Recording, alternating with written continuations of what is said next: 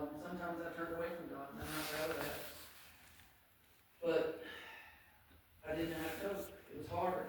I went to a guidance counselor when I was 17 after that meeting. And I'll never forget, I finally got the courage. I thought, I gotta say something, I gotta put a stop to this. And I walked into her office and I said it all. It's the last time I said it until I'm sitting here today, until I said every word. And I told her everything. She looked at me, and I'll never forget her face. She said, just go home and make it work. So I went home and I tried to make it work. When I was 18, I got out of there. Well, he got out of there, we got out of there, it was back and forth all the time. So I got married young and had my children young. My characters for children, But God blessed me. And still the control went on. The physical beatings didn't endure anymore, but it was a threat. It was always a threat. It helped ruin my first marriage, his control and intervention in my life. When I take control every night at 6:30 until the day that man died, I had to call him and tell him what I had for dinner, what bills I had to do.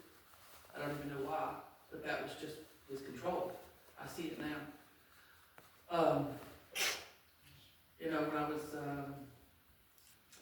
a single mom, I questioned it a lot. He found a great stronghold there, is there was no man in my life, so the control was heavy. We didn't even get to buy our own groceries. He brought what he thought we needed. It was demeaning, but we pushed on. We prayed, we pushed on. And then, probably the greatest loss of my life, Mama died. After a sickness that I am so thankful I got to nurture and take care of her in. She called me from the hospital and said, they want me to go to a nursing home. And I said, no, come home. So I took care of her, and that was the greatest honor. And I will tell you that God shows up in some weird places. She couldn't sleep at night, so we had a lot of nights where we would sit up and talk when she was able. But I remember one night my childhood room was right next to hers, and I heard something moving, and she'd gotten down to about 85 pounds, and so I said, Mama, into the dark. And she said, shh. I said, what? She said, shh. So I just listened, and I heard her shuffling, and she made it to her piano. And she said into the dark, now listen, you're going to need these. And she started to play with her eyes closed.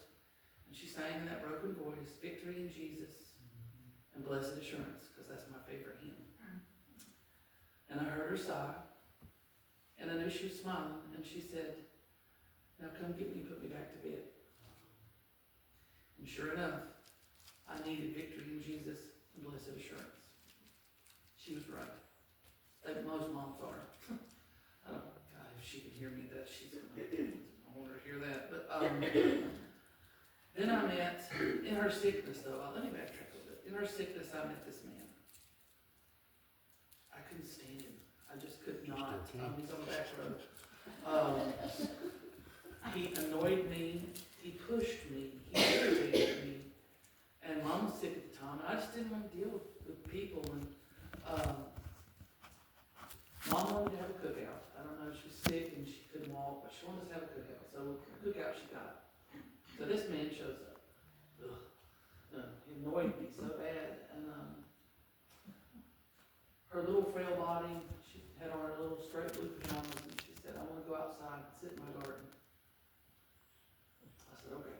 So I'm trying to figure out how to wrangle her. He stepped up and he said, I got you. And that big man picked up my little bitty mama and carried her.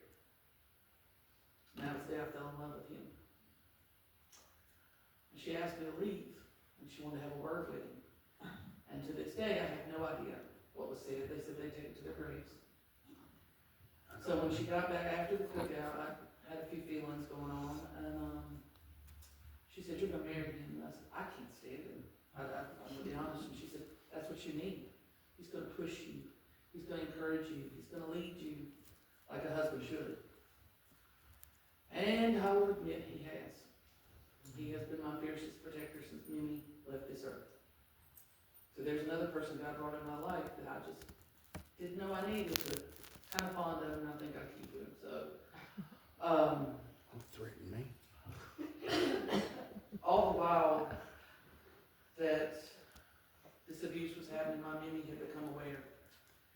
And I don't want you to think that my family turned a blind eye to what had happened to me. Mama could see a few things. She didn't know about the trafficking at 4 years old, and I felt it best to leave it that way. I think my Mimi kind of figured some things out. But Mom was being abused herself. And I think one of the memories that overcame me when I came home for homecoming, and what brought me back here, was that spot right there at the altar. Whatever pastor it was in the altar call. Brenda Rich would be at the piano, and my mama always came. Very ladylike too, which I didn't inherit, but she had some way she could fix her dress and kneel down at that. And she started off just pretty quiet, and then I'd see her head hit the altar. And at that moment, I've said it before, she was no longer in this church. She was at the feet of Jesus. She was laying all her cares down right in front of him. And I am so honored that I got to see her in this church come to Jesus and watch her transform. She wasn't broken. Maybe she was, but she was right there with Jesus. She'd straighten herself up, wipe her eyes, and she'd sit back down. Those are the women that influenced me.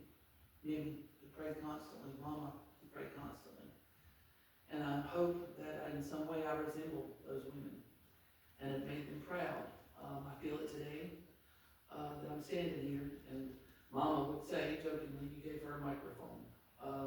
Yes, you did. I'm gonna look at my notes because I'm old and I can't remember anything. So life took another turn. That's where we're at. Ben and I had been married Too long. 2 years, and he decided to take Luke and go off for a Saturday morning adventure. That was fine, because at Luke's age, at 13, everything was an adventure with him. And I was fixing breakfast, the phone rang, and I got the call. Nobody wants to get. The voice on the other end said, "We need permission to treat your son." My heart sank because I thought of Seth. And the minute I said my son, Seth comes walking out of his bedroom. The lady on the other end was just trying to do her job, but she wasn't real friendly about it. And I said, "My son." She said, "Luke?" And I said, "What happened to Luke?" She said, "Oh, you don't know. He was in a head-on collision about an hour ago." And I said, "Where's my husband?" And she said, "I can't tell you." I did a lot of calling, a lot of transfer calls. I finally got to a state trooper that was on the scene. And I said, "I need that." He said, "I'm getting ready to come see you." And I said, "I don't like how that sounds. I've heard people have state troopers. I know what state troopers come to tell you. So, are you married?" He said, "Yes, ma'am." I said, "Can you tell me anything?" And he said, "We don't fly them unless they're alive, and that's all I've got." So I went outside, and I begged God on February 28, 2015, to please spare my husband. And that I would bring my testimony, and I would bring the word of God to anybody and everybody I encountered, if he would save my son and save my husband. And he did. Ben broke everything from the waist down because of a drunk driver who hit him at 85 miles an hour. Luke sustained a lot of injuries, but because my husband turned the truck the right way, Luke didn't get as many injuries as Ben. Multiple surgeries, everything else. But we made it. We're still making it. And then the kicker, the fire. This sounds like a really bad Lifetime movie, but it's not. The fire. We were home. Spring, no, before that, my abuser died.